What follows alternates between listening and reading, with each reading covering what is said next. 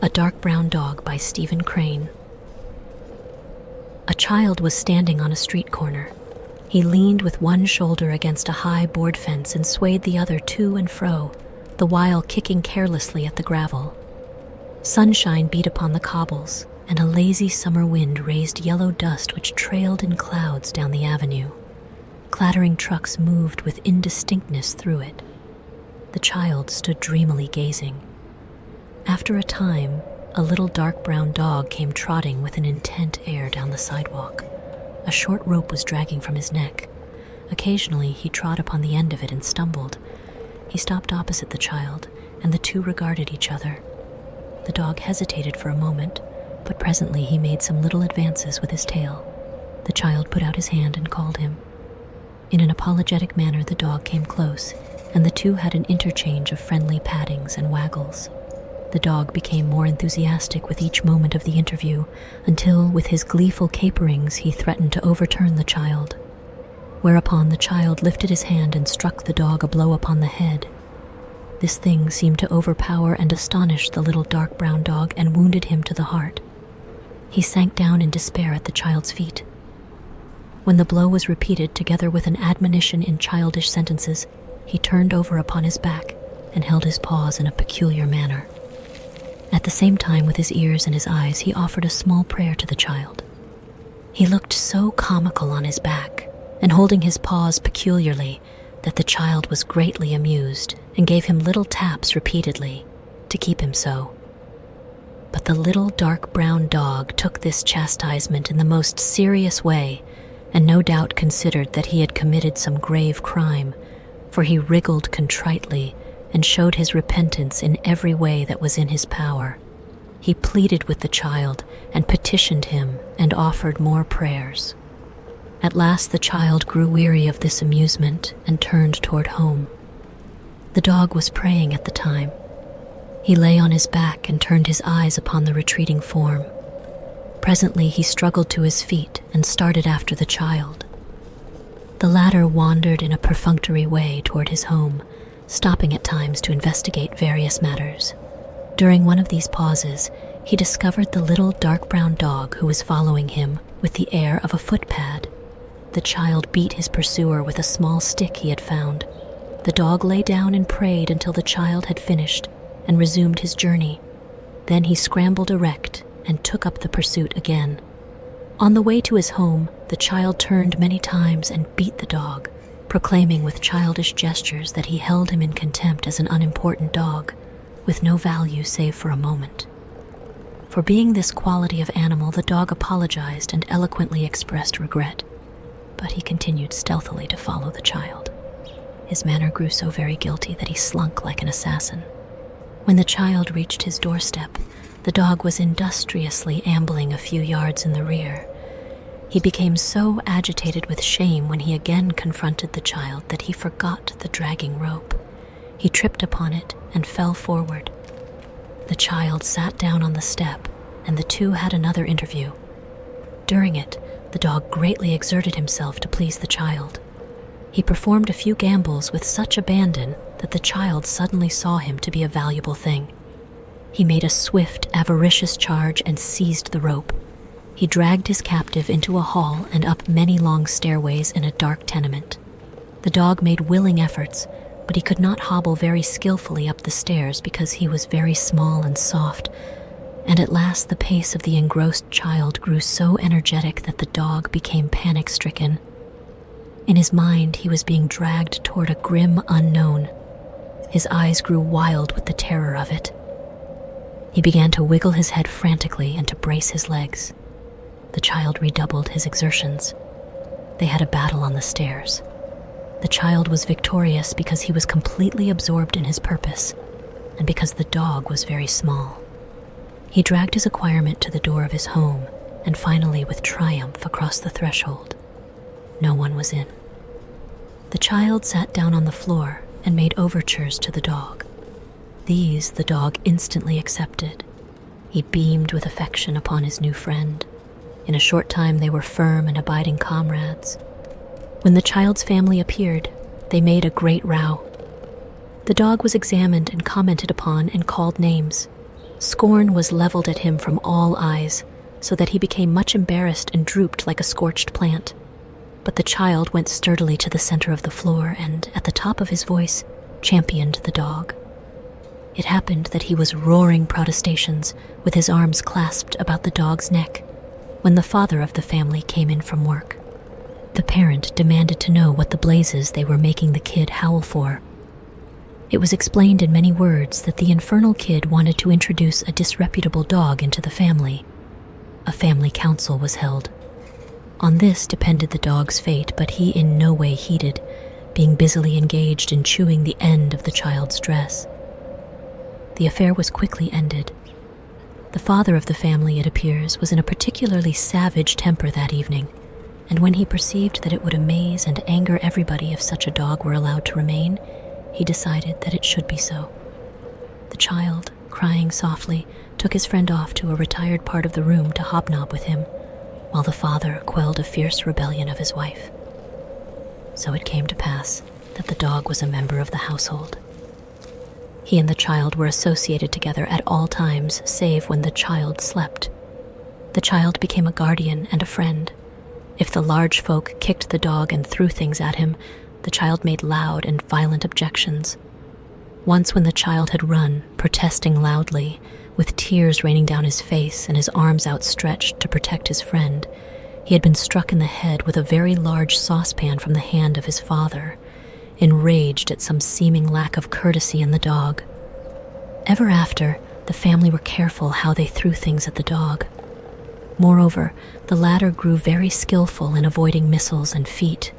In a small room containing a stove, a table, a bureau, and some chairs, he would display strategic ability of a high order, dodging, feinting, and scuttling about among the furniture. He could force 3 or 4 people armed with brooms, sticks, and handfuls of coal to use all their ingenuity to get in a blow. And even when they did, it was seldom that they could do him a serious injury or leave any imprint. But when the child was present, these scenes did not occur. It came to be recognized that if the dog was molested, the child would burst into sobs, and as the child, when started, was very riotous and practically unquenchable, the dog had therein a safeguard. However, the child could not always be near. At night, when he was asleep, his dark brown friend would raise from some black corner a wild, wailful cry, a song of infinite lowliness and despair that would go shuddering and sobbing among the buildings of the block and cause people to swear. At these times, the singer would often be chased all over the kitchen and hit with a great variety of articles. Sometimes, too, the child himself used to beat the dog, although it is not known that he ever had what could be truly called a just cause. The dog always accepted these thrashings with an air of admitted guilt. He was too much of a dog to try to look to be a martyr or to plot revenge. He received the blows with deep humility, and furthermore he forgave his friend the moment the child had finished, and was ready to caress the child's hand with his little red tongue. When misfortune came upon the child, and his troubles overwhelmed him, he would often crawl under the table and lay his small distressed head on the dog's back. The dog was ever sympathetic. It is not to be supposed that at such times he took occasion to refer to the unjust beatings his friend, when provoked, had administered to him. He did not achieve any notable degree of intimacy with the other members of the family. He had no confidence in them, and the fear that he would express at their casual approach often exasperated them exceedingly. They used to gain a certain satisfaction in underfeeding him, but finally his friend the child grew to watch the matter with some care, and when he forgot it, the dog was often successful in secret for himself. So the dog prospered. He developed a large bark, which came wondrously from such a small rug of a dog. He ceased to howl persistently at night. Sometimes, indeed, in his sleep, he would utter little yells, as from pain. But that occurred, no doubt, when in his dreams he encountered huge flaming dogs who threatened him direfully. His devotion to the child grew until it was a sublime thing. He wagged at his approach. He sank down in despair at his departure. He could detect the sound of the child's step among all the noises of the neighborhood. It was like a calling voice to him. The scene of their companionship was a kingdom governed by this terrible potentate, the child.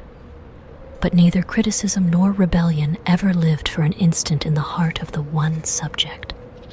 Down in the mystic, hidden fields of his little dog soul bloomed flowers of love and fidelity and perfect faith.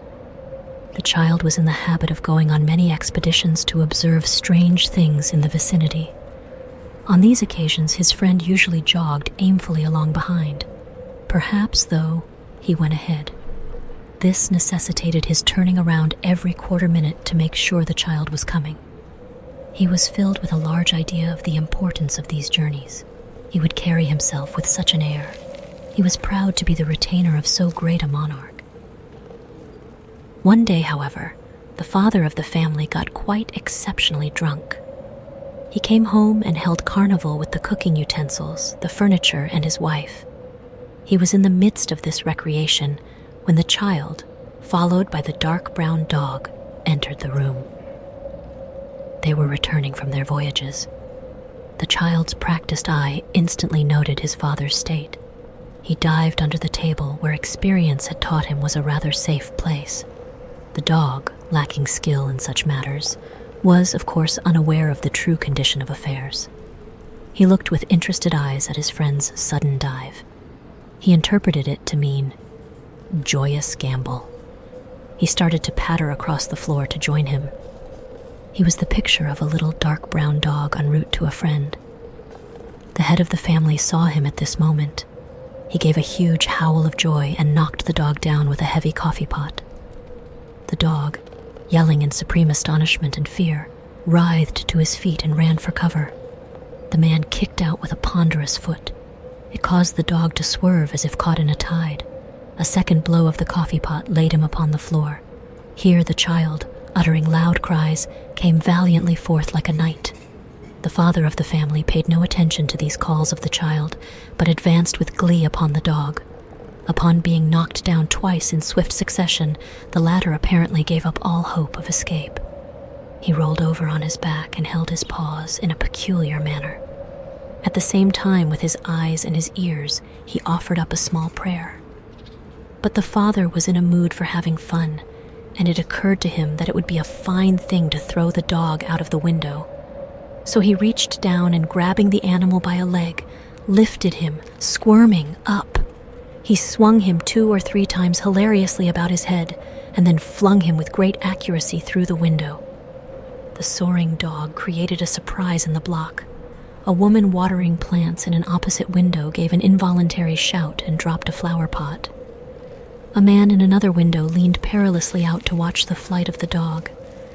A woman who had been hanging out clothes in a yard began to caper wildly. Her mouth was filled with clothespins, but her arms gave vent to a sort of exclamation. In appearance, she was like a gagged prisoner. Children ran whooping. The dark brown body crashed in a heap on the roof of a shed 5 stories below. From thence it rolled to the pavement of an alleyway.